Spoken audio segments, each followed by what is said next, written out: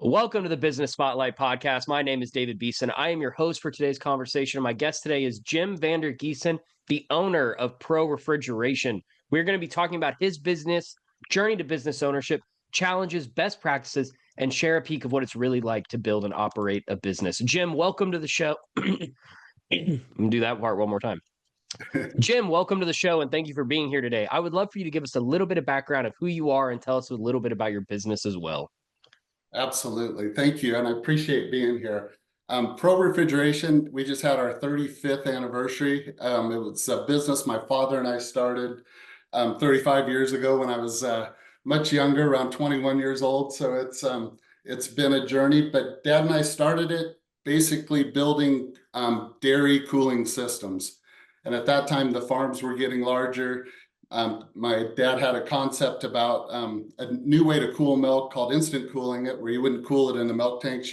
We cool it as it's being transferred from the milking parlor to the milk tanks, and a variety of reasons. It was hard to do, but there was a lot of reasons why it benefited everyone in the industry and why it's the standard today. But we started back then with that focus out here in Washington.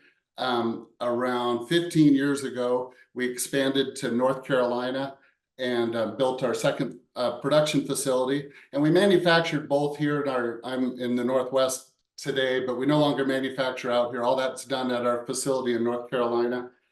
And where almost all of our operations are now based out of, work out of there. Here in Washington, we have our finance team. Some legacy engineers, I like to call them, that are still involved in production engineering, supporting them also, as well as our most of our digital operations team, which is our IT website and marketing and people who help in that regard. And we're about 50 to 60 people between those two facilities, and 12 that are full-time remote is the total number of employees that we're operating with. The remote employees include our regional sales team, and we have a gentleman who covers the Eastern Seaboard for us and supports our dealers and customers in that region. And then we have, it sounds like they're smaller. We have Southwest and Northwest, but they're geographically about the same size and mostly North America focused. We also do some international stuff, and we'll divide that amongst the team. But the three of them divide that up, and they're led by a VP of sales.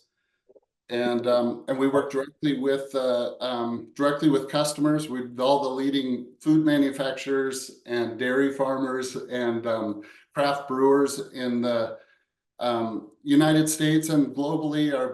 We've got equipment supporting some of the all the way down to there's a brewery about a mile from my house here. I was really happy to see our system also there. So we've got a nice range of customers, but really focused on cooling milk and beer and the craft. The distilling winery markets are very important to us.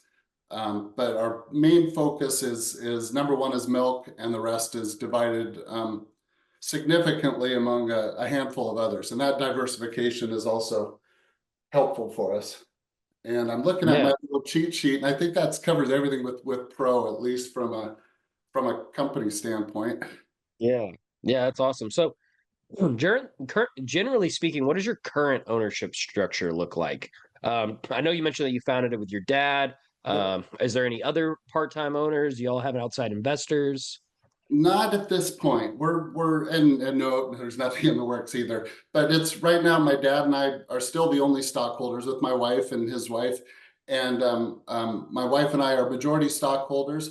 We do have some managing partners in the company who are, they're compensated as if they are holders of stock, but and they're just as much an owner in the company as we are, and that's why they're set up that way. And that's how our structure is set up. The next steps, that we're looking at, I don't know if that's or that everyone's looking at it, and is the private equity money and stuff like that. We've been really fortunate to not have to go that route, and to our goal is to we got a pretty focused mission to kind of take care of the markets that we take care of, Yeah. and we've been able to maintain and do that. And then that's been a big enough challenge. That's what I explained to a lot of people. They think I might be keeping the bar low, but it's not. Yeah. Yeah. No, it makes a lot of sense. So a little bit about what role you currently play in the business. Like what's a day in the life of Jim? I spend about a third of my time in meetings like this, teams meetings with different groups, and then the other third is working on strategy, working on long term, short term, and sometimes I'll be immersed in different groups and different teams. You know, if we're trying to push a different initiative or process through, and other times, yeah, I'll be so about a third of my time in regular scheduled meetings, and then the rest of my time I'm really trying to look for ways to be an advocate for the business and lead the company as CEO. Yeah. Yeah, that's awesome. So when you look in your at your role, how many hours do you spend working in your business, like the job, and how many on the business with strategy planning, et cetera, like per week? Per week, it would be probably I'd probably work about 60 hours a week total. So 40/20 would be 40 hours a week working on the business, I hope, you know.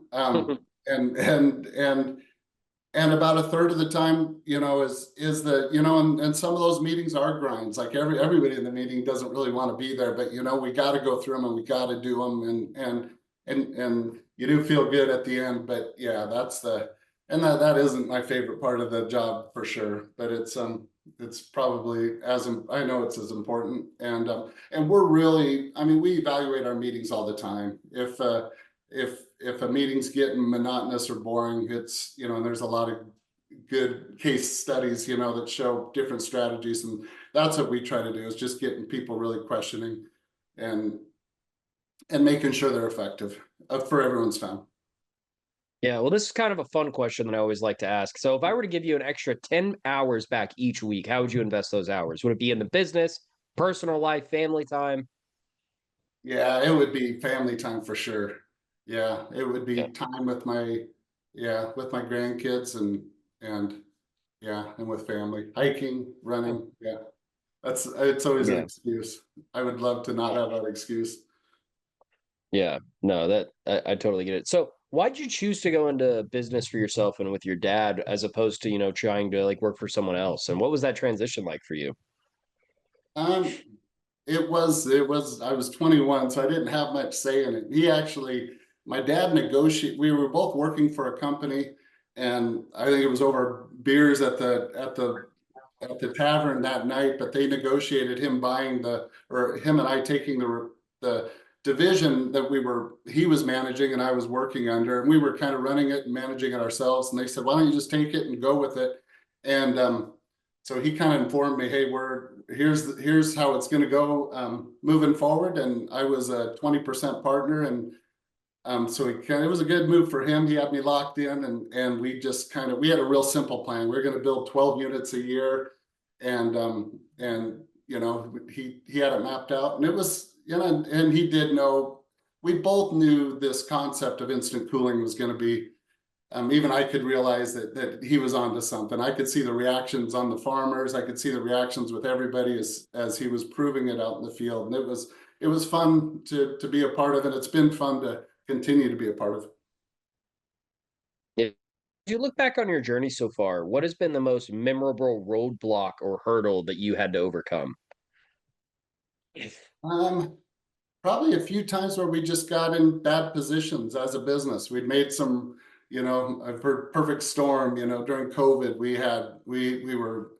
were building the wrong products. We were focused in the wrong direction, and we kind of forgot about what we're good at, which is cooling milk and beer. And yeah, look that. And we didn't do it just once. You know, you're always tempted by these other opportunities, and and but the resilience of going through it and losing key people, you know, there's been a few times where it's like, boy, there's only a few people that I don't think we could operate if we lost, and then those people find other opportunities. Those are big memories for me on some of the biggest challenges, but they've all been good. They're like those meetings that you don't look forward to, but they from that I mean it's yeah, those are the best for long term. Sometimes the short term's not easy to take though. Yeah. So, what makes your business unique? How do you communicate how your business stands out against the competition? I think it's we do care about the customer and what we're doing. It sounds funny about caring about cooling milk, but we do. We want it to do it efficiently. We want to do it well, and we care about yeah, I don't know if that sounds hokey, but I think our customer service, we stand behind our product because we care. We follow I'm in Northwest. I grew up in the Northwest, so all the Amazon mantra, customer it's great. It's great and easy to use as guidance for a business owner, and that's what we do. You continue to strive to solve things for the customer, and it all seems to work out. Yeah.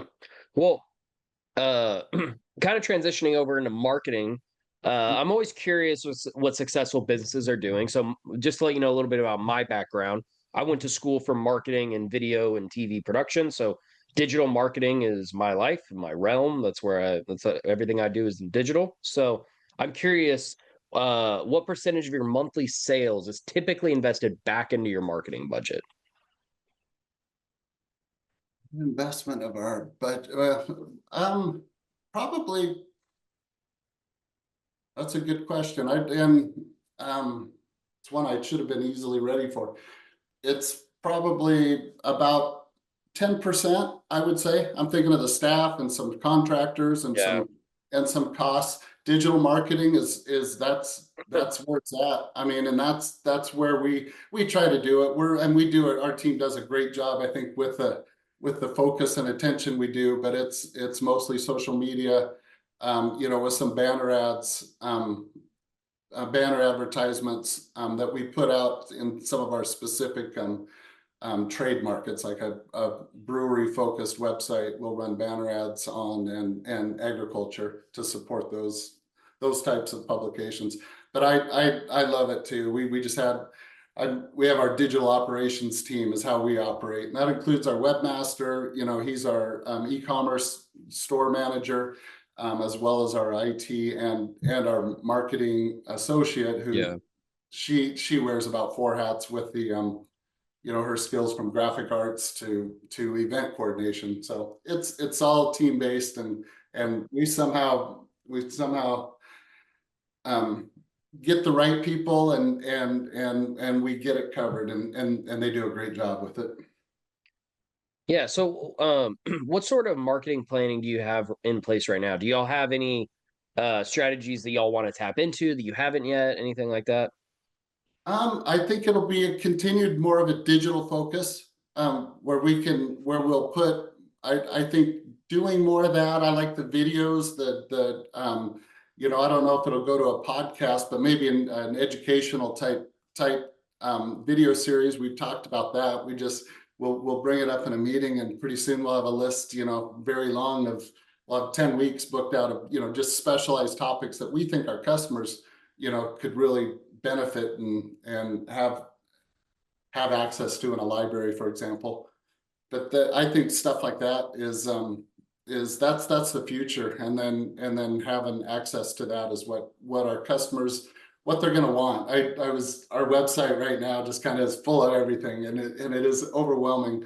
And I said, we're going to go from that to just a blank page where you just kind of say, hey, how can I help you? And it'll just provide, and do you need suggestions? And it'll walk you Yeah. through the way too. So it's cool. Yeah. Well, so what approach do you have to tracking your leads? Do y'all have a CRM that you prefer, spreadsheet, anything like that?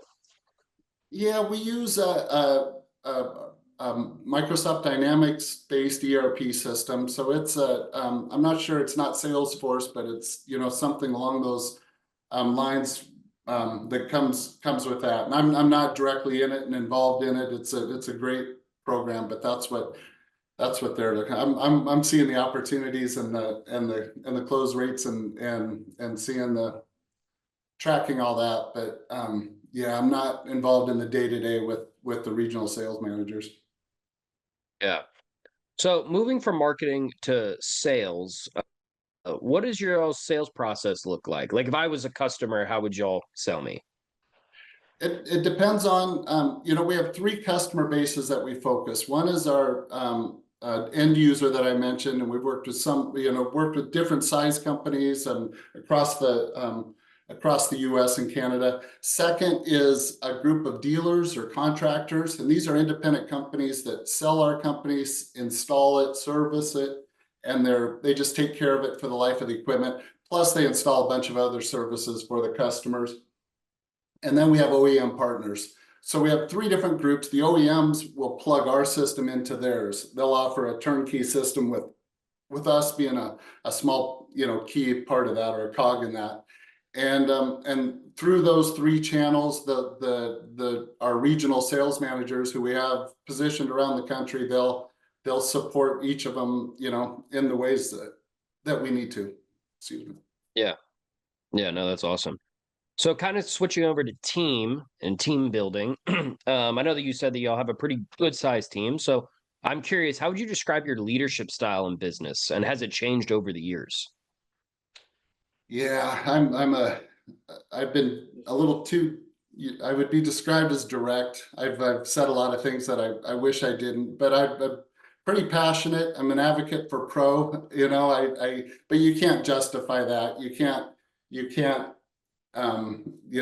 got to be kind and you got to be understanding and yeah, my biggest regrets are, I think, the two people I ever fired, I don't like I that's the least my least favorite part of it. Yeah. Yeah. No, I mean, makes sense. Are there many leaders like developing in your team? Are y'all trying to develop more managers and leaders? We're a very flat organization, and we've got, we've got from our production team, which is we've got leads in each department that oversee, and then they report up to our chief operating officer, who he then leads different, the different teams with his group. I'm fortunate. I have a great chief operating officer, and he's got, a great team with tons of experience that they work together, and that's our goal, and that's what we want. He supports them as they're doing their job, whether it's inside sales, order processing, logistics, to supply chain. There's just, a factory that's producing a variety of equipment like ours is, and from a variety of vendors around the country. It's just it's a huge task, and I'm amazed every time I go out there. And then to hand all these components and raw materials over to our production team that then produces equipment out of it. It's amazing, and I can't tell them enough. But without, there's so many points in that system where it could, literally cripple us or stop. It just takes that constant, the constant focus from everyone, really, for us to have the success, and that's what we, how we consistently try to support them as best we can to do that. And as far as Yeah, yeah, changing, I hope I've gotten a little, a little calmer. I now will definitely try and, almost force myself to consider things before commenting, and it's amazing how often the situation isn't always as you first see it. So that's probably yeah, one of my biggest things with learning. You do anything long enough, you make enough mistakes, it's hard not to learn from them. yeah. Sorry for coughing right there. I'm kind of Uh, really congested right now. I'm at my I'm at my parents' house, which is a couple hours from where I live, and I'm allergic to this place. I'm just allergic to this area of Everything Texas. So blossoming. You have anything still blossoming down there? Or is it getting cold? No, it's getting cold, but out here, whenever it gets cold, the trees, they start to kind of shed their leaves and stuff, and I'm really allergic to pine. So the pine trees are really getting to me. What part of Texas? Oh, you're Austin. Or are you? Yeah, I live in Austin, but I'm currently in Houston right now. That's where my parents live. And I'm just allergic to Houston. I'm completely allergic to the whole area. Um, well, real quick, if you're ready, we'll transition to a couple of rapid fire questions. Okay. What is the key to success for you? Enjoying the success, the time with the family, the time with your coworkers, and appreciating the results of what you've been working for, and keeping that in focus. And it's the easiest thing to lose sight of. But yeah, for me, that's it: is pausing and realizing, um, and recognizing. Yeah. What is your one piece of advice for other business owners? Um, don't burn any bridges. And it's easy to, and I've done it. Fortunately, I've done it only in a few situations. Like I said, like the um, I regret most of those situations. But yeah, keep the doors open. You never know how things will turn around, and how a situation can change, and a foe can become a friend again, and work out good. What is a book or podcast you're reading or listening to right now?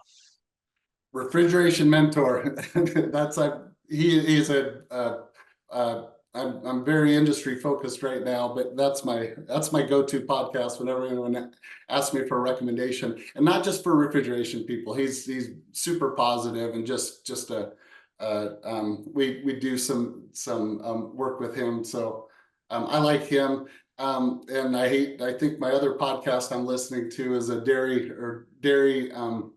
can't remember the name of it. I should have plugged it right now, but it's a good one also. That interviews some of the large producers, and focused on that. That's where my head's at right now, at least with podcast times. I like the Joe Rogans and all that, absolutely, and I get my fix, and when I can find time with travel. But for a non-industry one, yeah, it's probably the old standard. Yeah, it's awesome. So this is kind of a fun question. If you had a little bit of magic dust and you could choose one spot in your business to sprinkle it, where would it be and why? Probably shipping, yeah, logistics. Right now, if I had a little bit, that would be just, if I could just get that equipment to magically show up at the job site just as it left, that would be huge. It's one of the big pains in my side right now that I'm focused on. But good question. Yeah. Well, before we get to the final question of the day, would you like to share with your audience how they can follow you, learn more, contact you?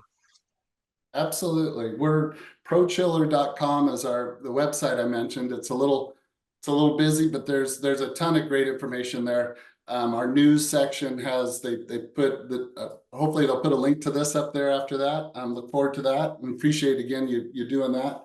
And LinkedIn is our company's active on it, and I'm active on it, and so we have you can find us both, and it's Pro Refrigeration. Um, at LinkedIn, I guess is where you'll find us. Awesome. Well, we come to the final question of the day, and that is what is most inspiring to you today? Probably, yeah, probably my grandkids and my kids, and I guess you hear the next generation, at least in my circle. I'm approaching 60. I hate saying that, but that's where I'm coming. But yeah, I guess I see more hope and inspiration than I'm hearing other people see, and it is neat. It's amazing. It's amazing. And the technology. I've always been a technology nut, so I'll continue to be fascinated and try to keep up with all the neat stuff that's happening there. But yeah, I guess I hope that's the right answer. Yeah, no, yeah, that's awesome. Well, this was a great conversation, and I really enjoyed getting to hear your story. So thank you so much for sharing. Also, I just encourage all of you watching to save the show and come back and watch it again because Jim really did have some great insights for business. Also, don't forget to like channels so you get notifications every time a new conversation drops, just like this one. Thank you to everyone who joined us today. A special thanks to you, Jim, for being with us today. We really appreciate it. I appreciate it. Thanks, David. Have a good one. Of course. I will see you all in the next episode.